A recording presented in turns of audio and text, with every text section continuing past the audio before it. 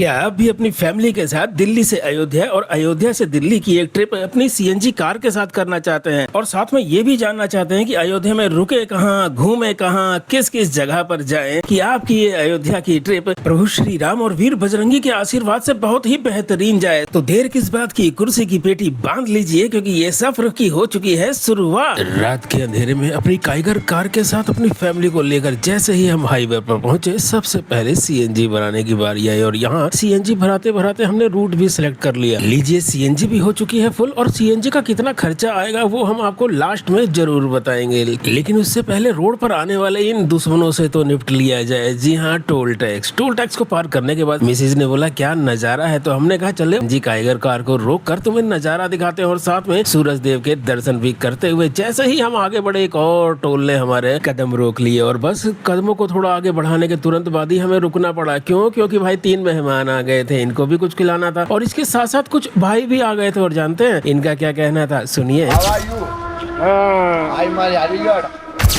गुंडों का क्षेत्र अब अलीगढ़ गुंडों का क्षेत्र रह गया है या सुधर गया है इसका तो हमें पता नहीं, इसलिए हम तो वहाँ से आगे निकल लिए और उसके बाद हमें एक सीएनजी पंप खाली खाली सा नजर आया। हमने भाई तुरंत गाड़ी रोक दी क्योंकि 250 किलोमीटर गाड़ी चल भी चुकी थी। अब मिसेज बोल रही सिर्फ गाड़ी को ही खिलाओगे, हमें भी कुछ खिलाओ। तो बस फिर क्या था, मिसेज के लिए चटपटी चाट लेकर आ गए और उसके बाद थोड़ा आगे बढ़ के चाय की चुस्कियां भी ली। लेकिन ये चाय की चुस्कियां ज्यादा देर काम नहीं आई क्योंकि गूगल मैप ने हमें एक सुनसान रास्ते पर छोड़ दिया जहाँ हम, हमारी फैमिली और ये सफर और कोई भी नहीं। लेकिन तभी एक ऐसा कट आया जिसने हमें आगरा लखनऊ एक्सप्रेसवे पर पहुंचा दिया और जहां हमारा 270 रुपए का टोल भी लगेगा। अब रेस्ट एरिया आ चुका था लेकिन हमें तो रेस्ट करना नहीं था। तभी हमने एक नाव देखी, भाई इतनी बड़ी नाव, वो भी ट्रक पर, कमाल ही है। और इसी कमाल के साथ हम पहुंच गए लखनऊ। जी हाँ, नवाबों की नगरी लखनऊ। और इसी लखनऊ को पार करने के बाद जब हमने देखा तो अभी 1.5 घंटा और अयोध्या बचा हुआ था और ये भूख से व्याकुल हो रहे थे। तो हमने कहा चलो तुम्हें समोसे खिला देते हैं। तो बस समोसे खाते हुए हमारी मिसेज के चेहरे पर अलग सी खुशी दिख रही थी और हम भी खुश थे क्योंकि हम पहुंच चुके थे प्रभु श्री राम की नगरी अयोध्या अपनी काइगर के साथ। लेकिन अब टास्क था कहीं रुकने का। तो भाई हम पहुंच गए निषाद गृह आश्रय स्थल। दोस्तों, ये यूपी गवर्नमेंट की तरफ से एक आश्रय स्थल बनाया गया है जहाँ आप निःशुल्क रह सकते हैं। यहाँ पर आपको सिर्फ अपने आधार कार्ड से एंट्री करवानी है और आप चाहे जितने भी दिन अयोध्या रुकना चाहे यहाँ आराम से रुक सकते हैं। अब कमरों की बात करें तो आप देख ही रहे हैं भाई कितने सारे बेड लगे हुए हैं। अगर आप बहुत ज्यादा लोग भी आते हैं तो भी आप यहाँ पर आराम से ठहर सकते हैं। अब रूम में अपने सामान को रखकर नहा धोकर हम निकल आए निषाद गृह से सीधा बस अड्डे पर और यहाँ से ई रिक्शा लेकर हम पहुँच गए श्री राम के पथ पर यानी धर्म पथ पर। मित्रों, शाम के टाइम में धर्म पथ की रौनक और खासकर वीणा चौक की रौनक एक अलग ही छटा बिखेरती है। और यहाँ पहुँचकर हमारी मिसेज बोलती है अरे थोड़ा जल्दी जल्दी चलो ना, कहीं सरयू मैया की आरती ना छूट जाए। तो हमने कहा ऐसे कैसे छूटेगी सरयू मैया की आरती। तो दोस्तों हमारे साथ आप भी दर्शन करिए सरयू मैया के और सरयू मैया की इस आरती में आप भी शामिल होइए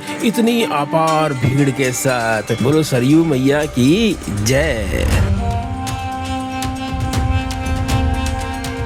तो सरयू मैया की आरती देखने के बाद अब हमारी मिसेज ने आरती का घंटा भी बजा दिया है यानी अपनी इच्छा भी मांग ली है। तो चलते हैं उस जगह पर जहां मान्यता के अनुसार प्रभु श्री राम अपने भाई भरत, लक्ष्मण और शत्रुघ्न के साथ स्नान किया करते थे। तो हम तो आपसे कहेंगे कि आप भी इस पावन जल में स्नान जरूर करिएगा और हाँ, अपनी फैमिली के साथ यहाँ यादगार के लिए फोटो भी जरूर खींचिएगा और अगर आप आरती करना चाहें तो आरती भी जरूर करिएगा। और हाँ दोस्तों, ये वही जगह है जहाँ पर लेजर शो भी होता है जो आपने अक्सर टीवी में देखा होगा।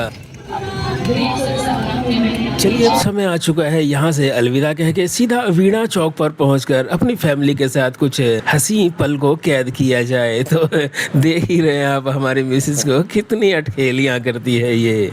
तो जय श्री राम के साथ दोस्तों हम आपको बताना चाहते हैं कि प्रभु श्री राम की नगरी में आज हमारा है दूसरा दिन और अगर आपने हमारा चैनल सब्सक्राइब नहीं किया है तो जरूर कर लीजिएगा क्योंकि अभी हम जा रहे हैं अपने कुल देवता और कुल देवी के दर्शन करने, क्योंकि हम अयोध्या निवासी ही हैं और पास में ही हमारा गाँव है जहाँ हमें हमारे कुल देवता के दर्शन होंगे। तो चलिए आपको भी अपने कुल देवता के दर्शन करवाते हैं।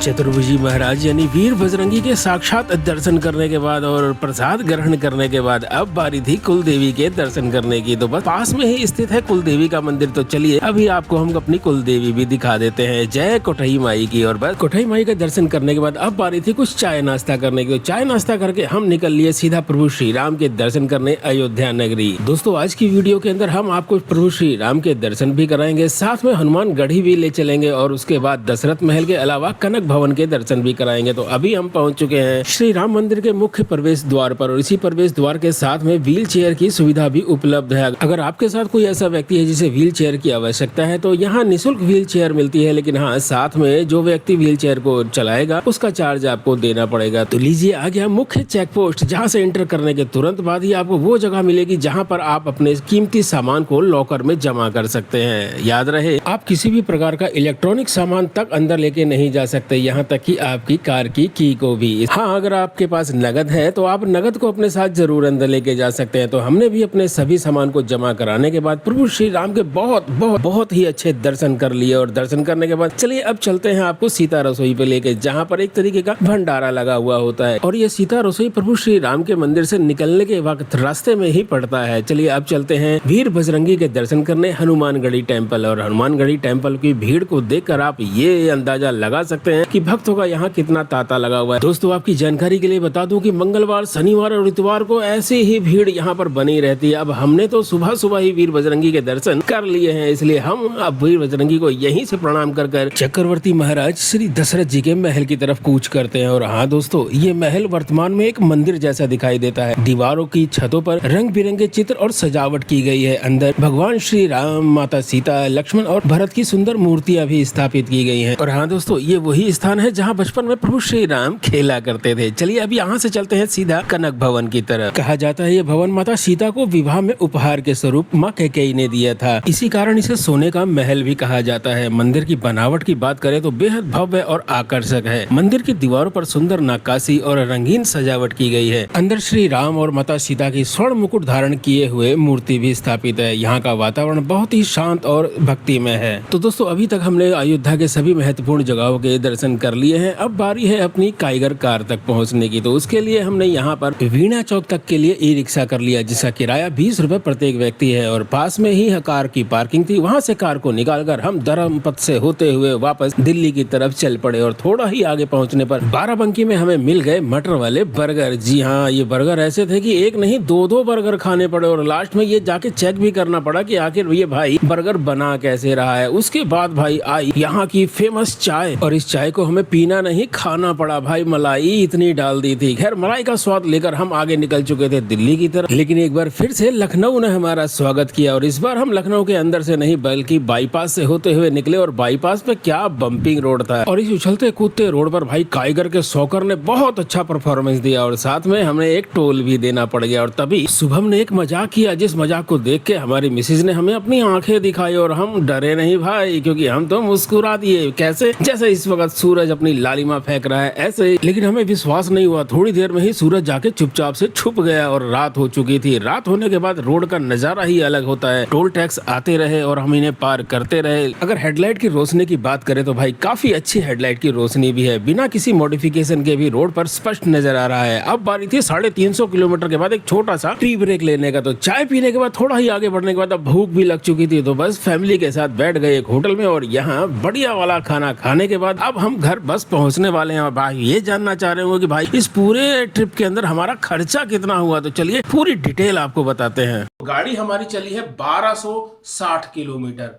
और इस 1260 किलोमीटर में हमारी जो सीएनजी लगी है भाई वो लगी है 3065 रुपए की। वहीं अगर पेट्रोल की बात करें तो स्टार्टिंग एंडिंग करने पर 100 रुपए का पेट्रोल मान के चल लीजिए आप। अगर खाने पीने की बात करें तो भाई खाने खर्चे में हमारा जो टोटल खर्चा आया है वो आया है 1800 रुपए 4 लोगों का, जिसके अंदर चिप्स, कुरकुरे, नमकीन ये सब भी शामिल है।